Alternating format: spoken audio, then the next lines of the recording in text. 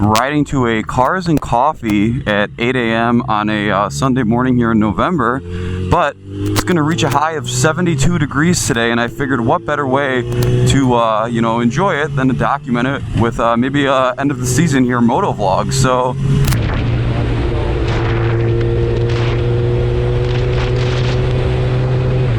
but this is crazy. It's I think we're like November 9th or 10th today, and right now at 8 in the morning or so, it is 50 degrees and we're going to see a high of 72, which is incredible. We don't get weather like that here, so when you do, you've really got to make the most out of it. We're going to go to a little Cars and Coffee area right in the middle of a small downtown city near me here, and I'm expecting a larger turnout just because this will kind of be a lot of people's final hurrahs before they put the cars and the bikes away for the winter. But I just wanted to talk to you guys, with the winter months upcoming and with us having a variety of vehicles on the channel, I'm really curious to see what you guys would like to see more of. I know we've asked this in a poll on YouTube before, and we kind of talk about it in our videos, but I'd love to get some response from you guys. Like, with the winter coming, we could obviously modify the motorcycles. Andre's got the R1, I've got the FZ1 here. I'm going to be daily driving the GTI throughout the winter. Right now that car, it's got some bolt-ons and a tune. The Corvette's going to be stored. We've got some stuff planned for that.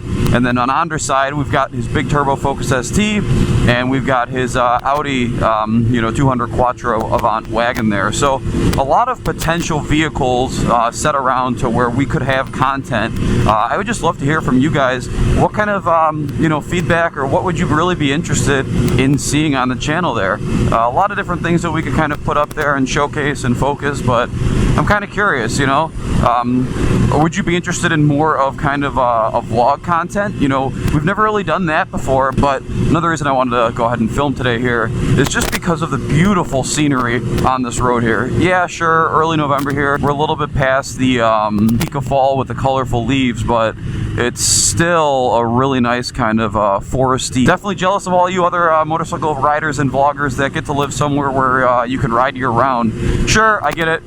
People will say that you can ride year-round if you have the right gear and you have the right bike, but I don't know, it snows here, man, and it snows a good amount, and there's nothing enjoyable about trying to be on 2 when it snows. But I mean, I'll try and do as best as I can to continue riding cooler weather, but man, once the snow comes down, I'm done. Like, I even prematurely put the bike away for storage before today. We got a Miata here. Come on, guy, go ahead, go. That's cool. Really older woman driving it. Manual, it looked like, too. I prematurely put the bike away for the winter already. I already had it tucked away in the corner of my garage on a trickle charger, tank topped off. And all this weather, this great weather came this last week and the upcoming week, and I'm not going to not ride my bike, I've enjoyed this thing. I've put quite a few thousand miles on it this year, and if I could get a little bit more time in, why wouldn't I, So here we've got the bike back out. I think I haven't ridden it in like a week or two, but love this thing. And let me take a second to just appreciate this motorcycle. After the dyno day and some rides, some pulls with Dave and his new MT10, this bike can really hold its own for an older motorcycle, and I absolutely love that. This bike has probably been one of my favorite bikes that I've owned so far, just because it's kind of a Swiss Army knife type tool. It can do many things well. I think I've said it, anybody who knows me, who's talked to me about this bike, one of the things I always say is, my favorite thing that I like about this bike is that you can putz along, at 60 miles an hour in 6th gear and you're turning 4,000 RPMs, or you can downshift and ride this thing like an absolute banshee and just tune it. And that's kind of what I like about it, is like, if I'm feeling more, cool abandoned shed, if I'm feeling more relaxed, I can kind of just, putz around on this bike, go for more of a cruise. But with the good tires and the good suspension and all the performance modifications, if I want to rip down a gear,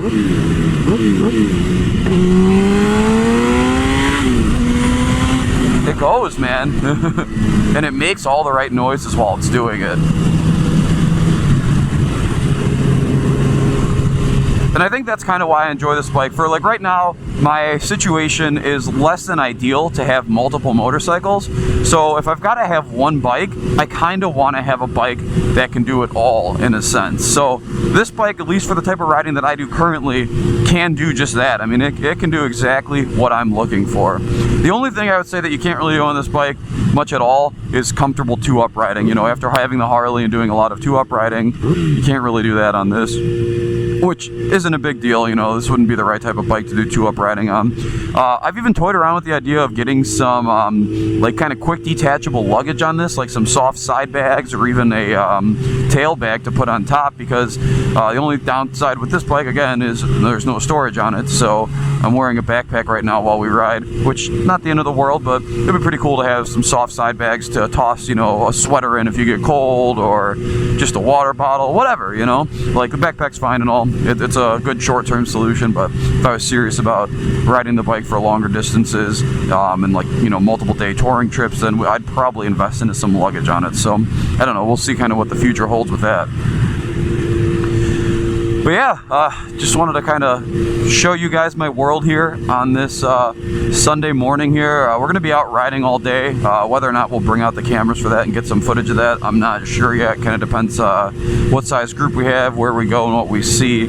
I think we're going to go south towards the Starved Rock area. So any of you guys in Illinois know that that's a very, very scenic area. You've got a nice kind of curvy road that runs along the Illinois River. That's always a fun thing over there. The park itself, too, if you're into some outdoorsy stuff, has a lot of nice hiking trails as well. So if you're ever in the I guess it's still northern Illinois, the northern Illinois area, definitely feel free to check out Starved Rock if you're on a motorcycle, or if you just want to go hiking. Definitely a cool little area, cool little spot there. Yeah, as I'm looking at these naked trees right now, I'm definitely can't help but feel that we've missed some of the peak times here, which happens usually near the end of October. But you look at all the leaves on the ground here, you really get a nice scenery for what's going on.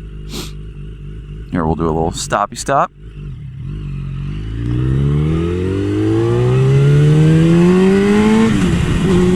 Oh yeah, that First Baptist Church. Not the second, not the third, not the fourth, but the first. See, the fun's already over. You know, once you catch up to traffic, you're not going anywhere. And that's where we are right now. We have caught up to traffic, and we're in stop and go and stoplights. And you can tell here, we went from cornfields out by me to a very residential area here. This guy's got his... Oh, he's got a big wing on a Civic in his garage. Oh man, that guy, he obviously gets down. Ain't nobody playing games with him. Something else that I may end up filming, just because it's something that I'll be doing in the near future, is my entire fleet needs fluid changes here. The GTI is going to be coming due on an oil change soon.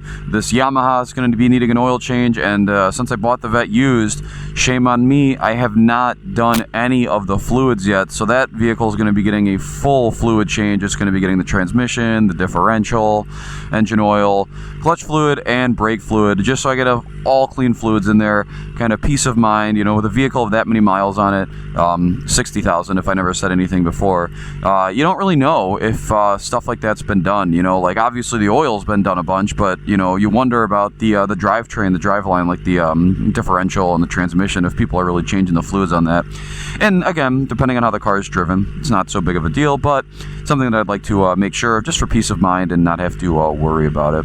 Oh, we got the sun coming up right here. It's going to be a toasty one today. So this is definitely one of the only downsides of riding in the fall like this, when it's cold in the morning and hot in the afternoon, is you've got to layer up. Like right now, I've got my jacket on with all the vents closed and a hoodie underneath it, and you know, I'm wearing warmer gloves, and I'm gonna have to you know, strip all those layers down when it's up to 70 degrees later, and toss it in my backpack.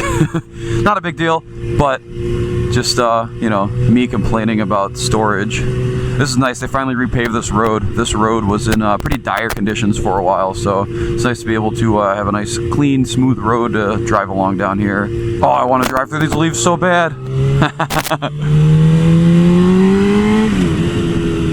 Got people walking their dogs out. Oh, it's great. It's great. This kind of weather brings joy to me.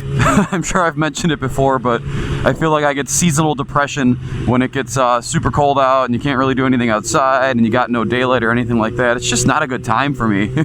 So being able to squeeze every last minute of enjoyment out of this nice weather, oh, I'm all about it, man. All about it.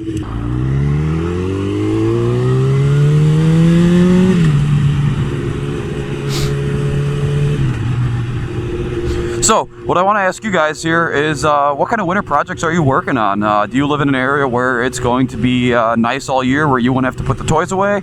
Or are you somewhere like me where you've got to suffer for the next 4 to 6 months and stare at your motorcycle, your car, everything like that you can't be enjoying anymore? Definitely drop it in the comments down below.